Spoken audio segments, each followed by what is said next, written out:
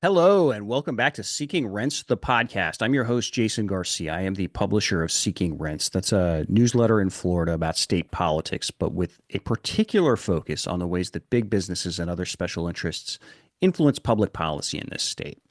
So I figured I'd hop on the mic and record a quick podcast following the end of the Florida legislature's unprecedented, I think, 2-day special session that ended last night with Florida lawmakers essentially stuffing Ron DeSantis into a locker, which, obviously we'll get into this a little bit more detail in a bit, but at least on that very superficial level was, quite a bit of fun to watch. I don't have a script for this either. This is going to be a lot of off the cuff thoughts. I got a few notes in front of me of a couple of points I want to make sure I make, but it does occur to me we should probably start this by just sort of explaining how we got to the point where we are. This all started a few weeks ago when Ron DeSantis essentially tried to Bigfoot the Florida legislature into a special session. And the governor said he wanted them to meet in a special session right now, even though the state's regular lawmaking session begins a little over a month from now. He had a whole bunch of issues he claimed needed to be addressed, but it quickly became apparent there was really two things he wanted done. The first was he wanted to do a bunch more, I'm going to say, posturing on illegal immigration. It was going to be a bunch more, tough on crime type of immigration bills, which was very obviously designed to get Ron DeSantis insert himself into kind of the national storyline on immigration right now as the Trump administration is taking over and kicking into gear what appear to be far more aggressive enforcement mechanisms and sort of far-reaching ideas like revoking birthright citizenship, that sort of thing. This special session, the governor was hoping to use this to kind of cast himself as like Donald Trump's loyal ally in this fight, his number one foot soldier sort of thing. And the other thing the governor wanted to do was make a bunch of changes to the state's ballot initiative process that would have, and this isn't an exaggeration, it essentially made it impossible for citizens to amend their own constitution through petition drives. But then the Florida legislature, which again, Republicans have super majorities in both chambers of the legislature for the first time in, I don't know, 15 years, more than a decade, certainly the first time in the DeSantis era, pushed back hard.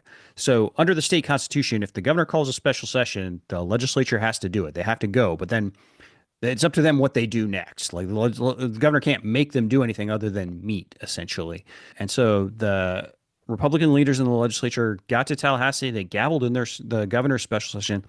And then they immediately gavelled out and started a new special session, one they'd called themselves, and ended up passing their own immigration bill, one that, by all accounts, was drafted in consultation with the Trump administration and without any consultation with the DeSantis administration.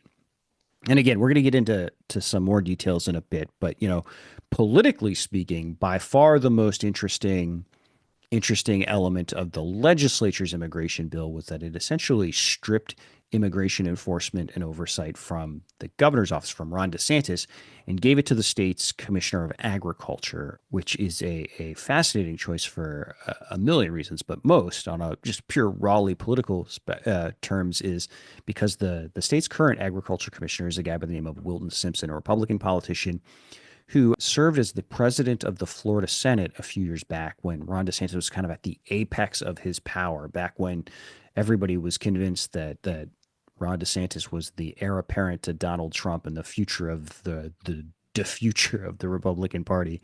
And Wilton Simpson was also a guy that Ron DeSantis always seemed to take just like particular enjoyment out of humiliating whenever he could. There is, one of the most infamous moments of the DeSantis governorship when you're just talking about sort of what like, a personal ass he is to the people around him was when he called a press conference with legislative leaders to sign the budget and then vetoed a ton of money, a ton of projects from the budget that were important to those legislative leaders, but particularly to Wilton Simpson. He got the biggest axe and then made fun of them while they were standing up there behind him, smiling and clapping for him, just relished in mocking these guys. Well, now Ron DeSantis is suddenly going to is looking at the threat of losing all his ability to grandstand on immigration and seeing that all go to a politician that he seems to personally loathe. So there's some fascinating political dynamics just to that, and now we're kind of in unprecedented waters. Ron DeSantis, I'm watching, he's on a sort of two tiny men tour of Florida this morning, complaining about the legislature's bill, and he's already made very clear he's going to veto the bill. So it's a little unclear what happens next. But if nothing else, there's some pretty interesting theater going on. But in beyond just kind of like the cotton candy popcorn element aspect of it all, there is some good stuff that I think has come out of this week, and sort of seeing the legislature exert some independence from the governor in a way that it hasn't for the last 5, 6 years. First and foremost, as far as I'm concerned, and as I think, as far as anybody who cares about issues like minimum wage, cares about issues like health insurance, environmental preservation, that sort of thing, they ended up ignoring the governor entirely on petition changes, on ballot initiatives. They didn't do anything at all on ballot initiatives.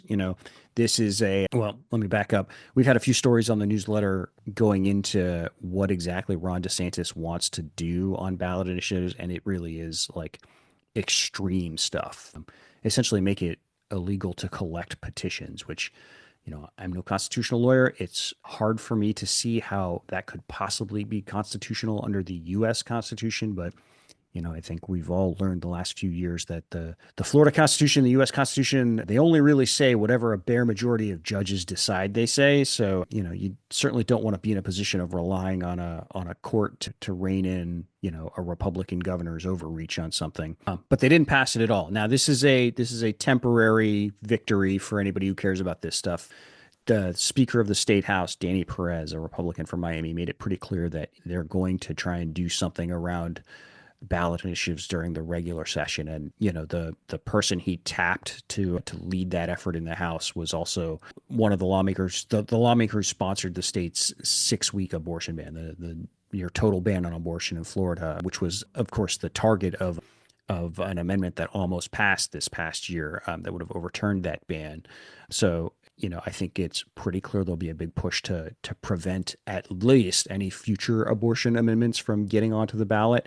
So, that'll be a big fight during the legislature's regular session, which begins in March. But, it didn't happen this week, so temporary victories are better than losses, right? The other thing is, it is just sort of undeniably fun to watch Ron DeSantis get a bit of the same medicine he's been giving everybody else for a while. Listen, I have been covering Florida politics now for almost 25 years, and there has never been just a bigger bully to come through the legislature. Ron DeSantis is a guy that has made an entire career out of punching down at people. And I'm not just talking about libs. I'm not just talking about bullying, trans kids or Black Lives Matter protesters or, gender studies professors at universities. This is a guy who relishes humiliating people he has power over, including Republican legislators. We mentioned this with Wilton Simpson, a guy he seemed to take particular enjoyment out of dunking on. But it has happened over and over where he will mock his own party if he thinks it make him look stronger. The people that are helping him, not just his own party, but the politicians that are helping elevate his agenda and elevate him, he will mock and belittle and humiliate them if he thinks it makes him look stronger to as the alpha in the room. And so to watch the Florida legislature essentially pants him this week was a lot of fun. Everybody likes to see a bully get his comeuppance. Watching, Ben Albrecht and Danny Perez turn Ron DeSantis over and dunk his head in a toilet a few times, I am absolutely here for that. But also, as I mentioned, we're now kind of in unprecedented territory because the governor is going to veto the bill, and it's not clear what happens next. And also for all of this enjoyment out of standing up to Ron DeSantis, one thing this special session made pretty clear too this week is that, if it wasn't already obvious, it has never been more clear that Donald Trump is the boss of Florida Republicans, right? The only voice that matters to any of them seems to be Donald Trump's. I mean, this whole week was like watching, a couple of toddlers, each clinging onto one of mom's pant legs and then slapping at each other from across the way, right? This is, Ron DeSantis was trying to sort of goes golfing with golfing with Donald Trump to get him to tweet the support for the special session when the legislature was initially resisting doing it. Then the legislature comes up with his own bill. Of course, they name it the Trump Act, right? And they make sure the sponsor in the Senate is Trump's favorite Florida legislator, right? And then Ron DeSantis, every time he criticizes the legislature's bill, he also makes sure to like praise Donald Trump and how this is not worthy of Donald Trump, right? It is just one exercise in trying to get that guy's affection because they all know it's like his word that matters. If he comes down on one side of this debate, that's who's going to win.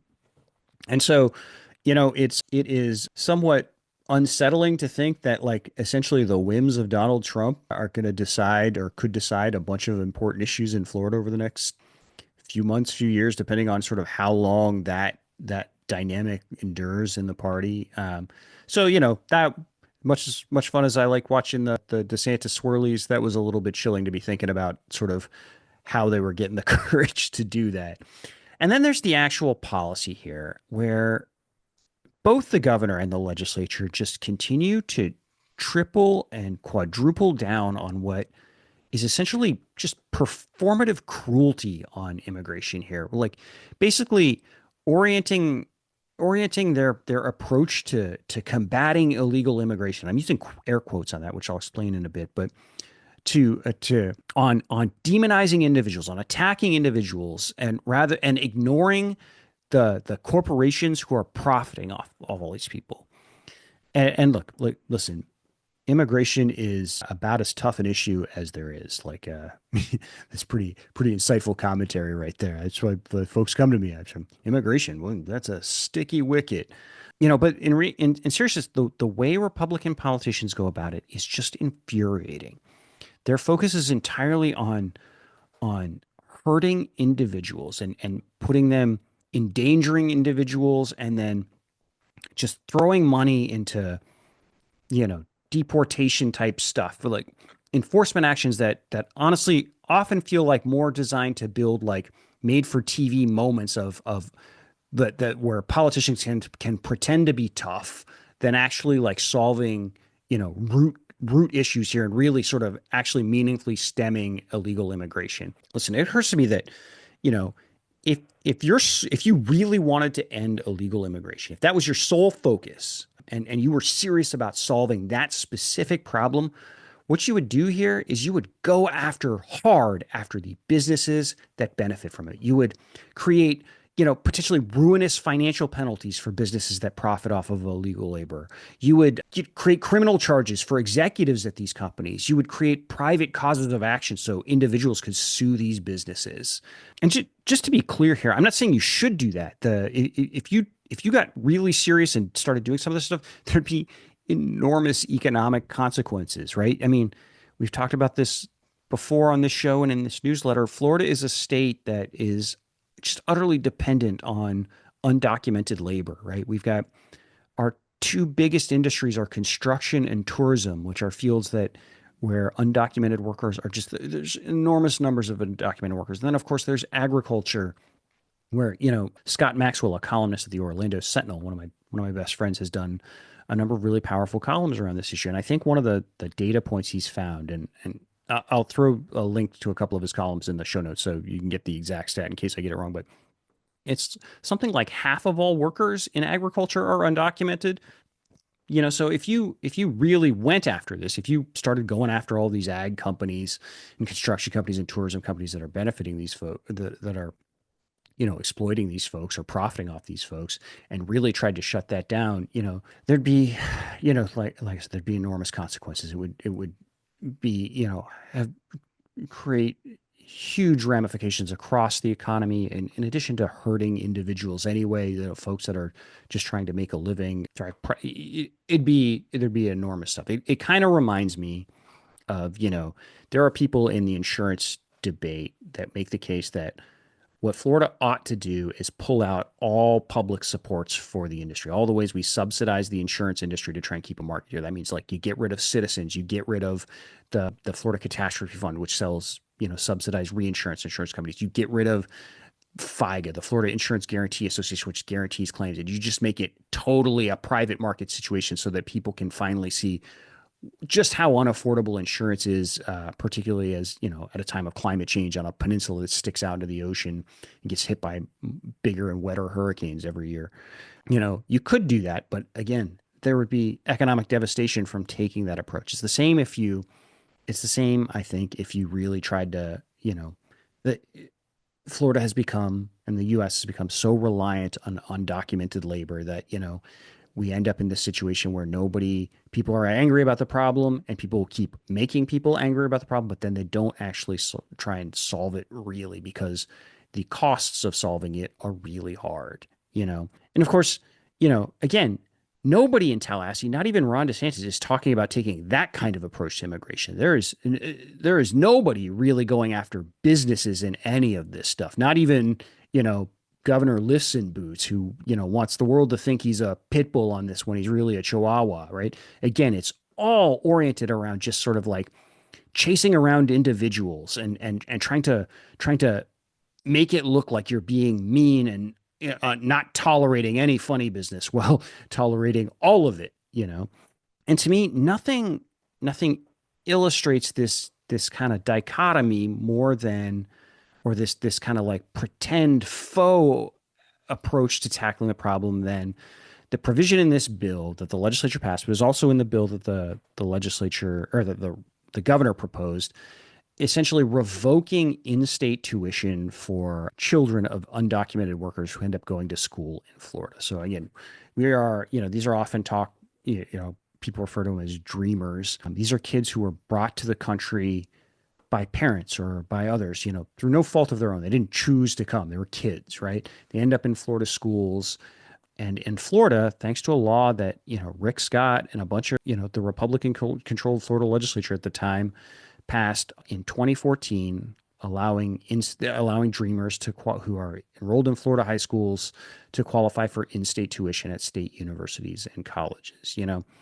This often gets cast as like this is like a benefit or a gift to dreamers, but the reality is, this is good for the economy, right? One of the reasons you do things like in-state tuition at your public universities, this isn't just you're not just trying to like reward taxpayers and stuff. You're trying to keep your best and brightest people in your state, right? That the folks that are going to contribute to your economy the most, that are going to help you grow, help you diversify. There's a business reason we do this. So the idea that like in-state tuition for dreamers is somehow just a gift to dreamers rather than like an investment in Florida's future is it's just a misguided notion to begin with. But as you listen to the debate on this stuff, because this is where Democrats who opposed this legislation mostly focused, was on the provisions of this bill that revoked the in-state tuition for dreamers. You would hear like a number of like disingenuous arguments, you kept hearing Republicans that support this idea talk about, they're taking seats away from American citizens, which is just not true, right? If you're going to a university, you're getting admitted based on your test scores and your grades. These are merit-based admission processes. And just because one student, if you take away one student who clears the bar to get in, that doesn't mean they're going to lower the bar for some other student. That just means that seat goes unfilled that year, right? Or if you're talking about state colleges, you're talking about open enrollment institutions anyway. Everybody who applies gets in. So you're not taking anybody's seat, And the other thing you would hear is like, they would talk about why do the children of illegal immigrants or undocumented immigrants, why do they get they should pay. Why do they get to pay a lower price than, students from Georgia or from other countries that come here legally or something like that? And again, it's because their families have been paying taxes in Florida. That's part of the reason that you do this. Again, you want to keep them here. They're already here. It's good for your economy to keep your most successful, your hardest working, your smartest people in your state. But also, they have been paying into this system. Florida is a sales tax dependent state. Our economy, there are lots of problems that come from building your entire revenue structure around sales tax, which is one of the most regressive forms of revenue. But that also means that, dreamers and their families have been paying a lot of sales taxes, right? So they have paid for this. That's one key difference between them and the kid, just over the border in Georgia, right? The one argument that does make sense for revoking this is, and that you would hear, and I think is good faith, you would hear some Republican politicians make this argument, is that this in-state tuition acts as like an incentive that lures families to try and make illegal crossings, right? It's a thing. If you can get your, who wouldn't do anything to give their kid a chance at a better future, and so if you can get to Florida and you can get sort of settled into Florida, your child has a chance to get in-state tuition.